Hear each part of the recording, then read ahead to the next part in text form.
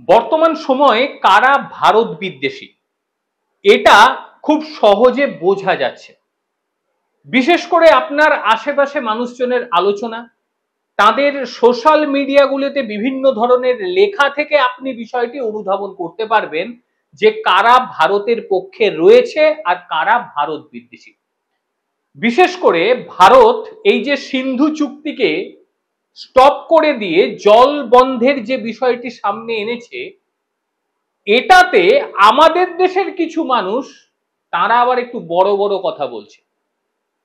তাদের বক্তব্য আবার কোন মানবতায় জল বন্ধ করে দেয়া যায় এমন কথা বলছেন, তারা লিখছেন বড় বড় কথা।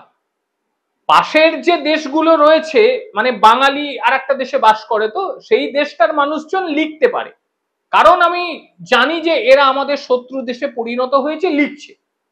কিন্তু আমাদের দেশে থেকে যারা এই ধরনের কথাবার্তাগুলো লিখছেন,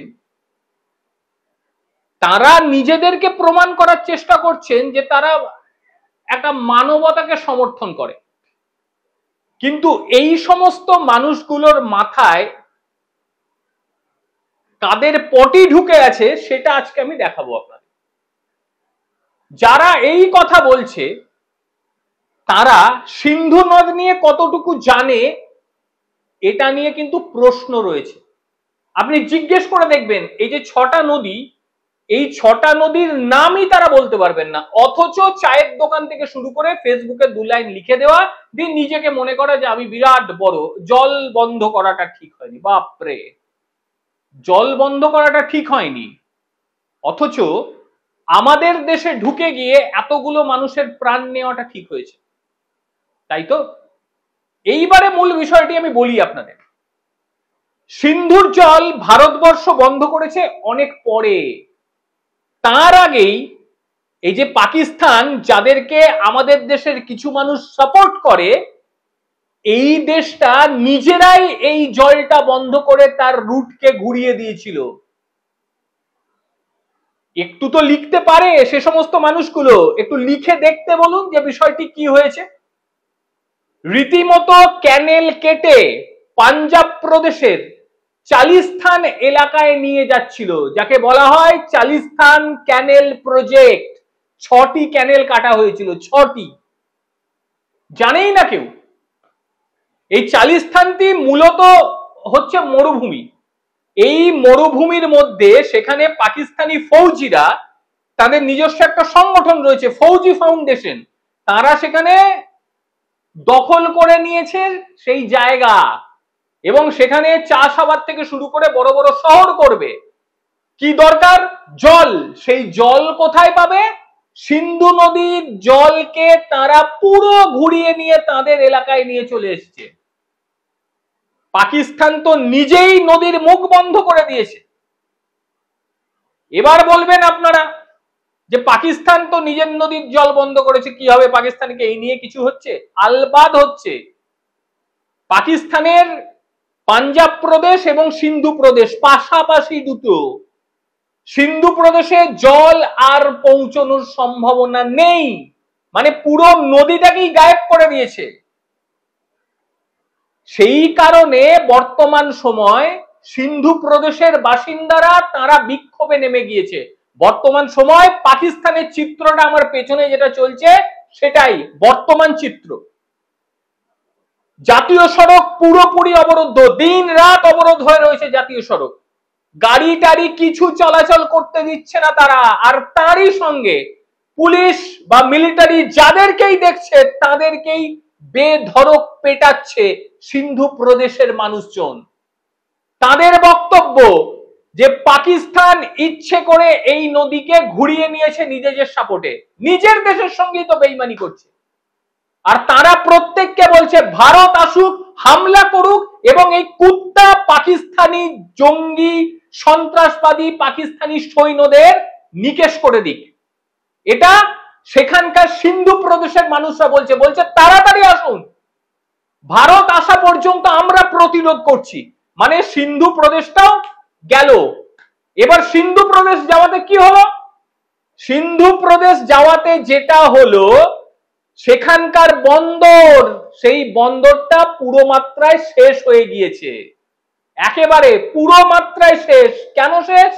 তার কারণ সিন্ধুর ওপর দিয়ে যে রাস্তা যাচ্ছে, যেটা করাচি বন্দরে পৌঁছয়, সেই রাস্তা দিয়ে আর কিছুই যেতে পারছে না।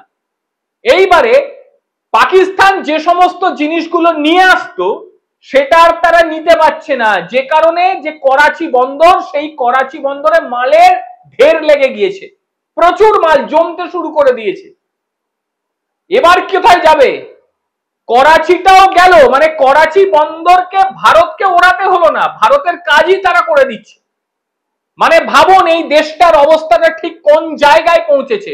বালুচিস্তানের কথা আপনারা প্রত্যেকে জানেন, সেখানে বালুচ লিবারেশন আর্মির মতন আরো সংগঠন রয়েছে, স্বাধীনতা সংগ্রামী সংগঠন তাদের, আমি এটাই বলবো, তারা রীতিমতো ঢুকতে দেয় না পাকিস্তানকে সেখানে। মানে এক কথায় বালুচিস্তান সেটা দখল মুক্ত হয়ে গিয়েছে পাকিস্তানের।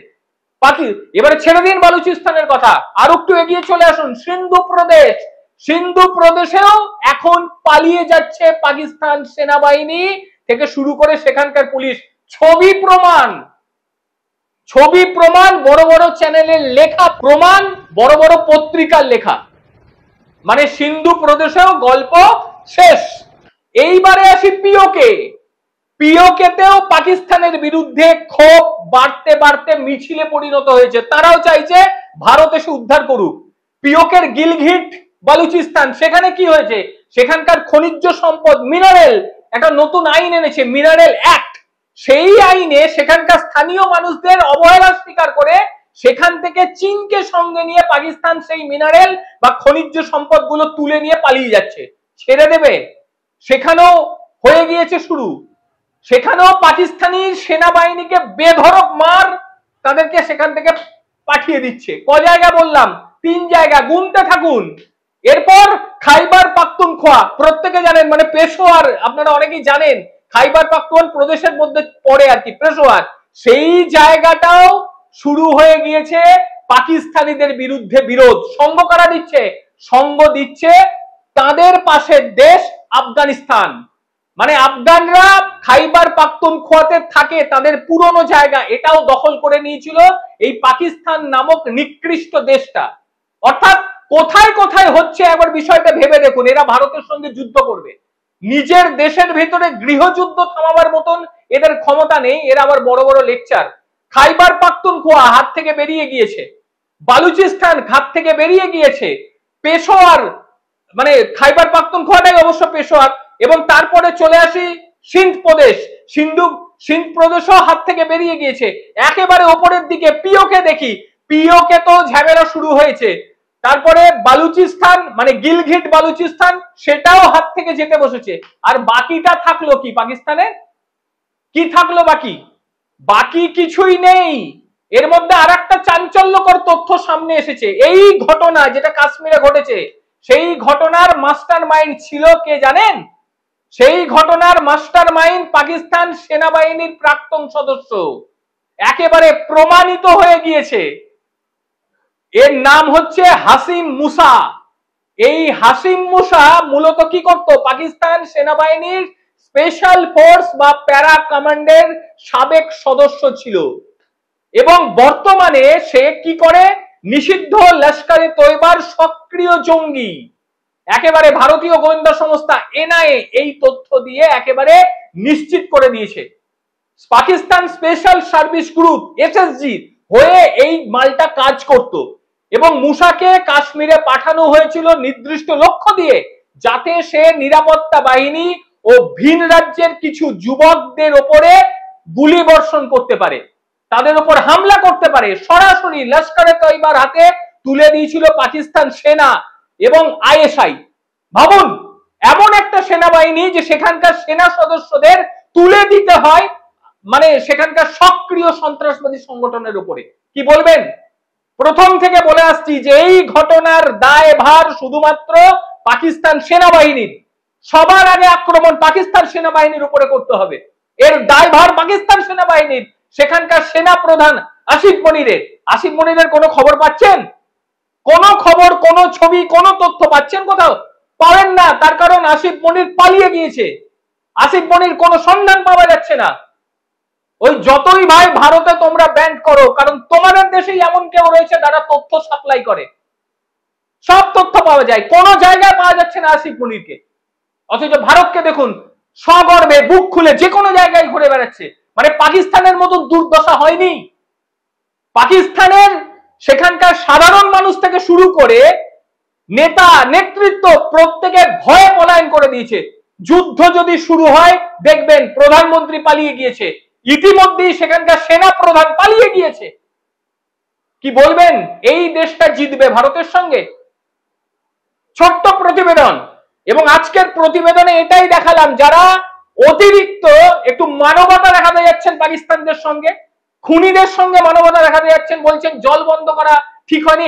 100 বার জল বন্ধ করা ঠিক হয়েছে, 100 বার। এদের মুখে যখন এরা ছটফট করবে তখনও যেন এক ফোঁটা জল না পড়ে। কিসের মানবতা? এরা মানুষ? পশুকে জল দেবেন, রাস্তায় যদি কোনো কুকুর ছাগল গরু পড়ে থাকে, তারা যদি কষ্ট পায় তাদেরকে জল দিন, এনে দিন, কিন্তু কোনো পাকিস্তানিকে দেবেন না। পাকিস্তানি সেনাবাহিনী বা পাকিস্তানি মানুষদের সঙ্গে কোনো রকম সম্পর্ক নেই। পাকিস্তান নিজের দেশেই নদীর অববাহিকে ঘুরিয়ে দিচ্ছে, সেনাবাহিনী নিজে জল নিয়ে নিচ্ছে, সাধারণ মানুষকে অবহেলা পেলে সেই সেনার সঙ্গে কিসের সম্পর্ক ভাই? কিসের সম্পর্ক? নিজেদের আত্মমর্যাদা আপনারা শেষ করে ফেলেছেন যারা পাকিস্তানকে সাপোর্ট করছেন, এবং একটা সময় বাড়ির বাইরে বেরোনো যাবে না যদি এই প্রক্রিয়ায় চলতে শুরু করে। ভারতবাসীদের সামনে চোখে চোখ তুলে কথা বলতে পারবেন না। যারা প্রতিবাদ করছে তারা তো মুখ তুলে কথা বলতে পারে। আপনাদের ভেতরে মানে উই পোকা লেগে গিয়েছে, উই, যে কারণে এই ধরনের কথাবার্তা আপনারা বলছেন, ফেসবুকে পোস্ট করছেন। ভারতীয় হন, যদি পাগল হয়ে থাকেন বাড়ির ভেতরে দরজা বন্ধ করে থাকুন, বাইরে বেরোবেন না। কারণ আপনাদের মুখ দর্শন করাটা আর নরক দর্শন করাটা দুটোই সমান। যাই হোক, আজকে ছোট্ট প্রতিবেদন, খুব বড় করলাম না।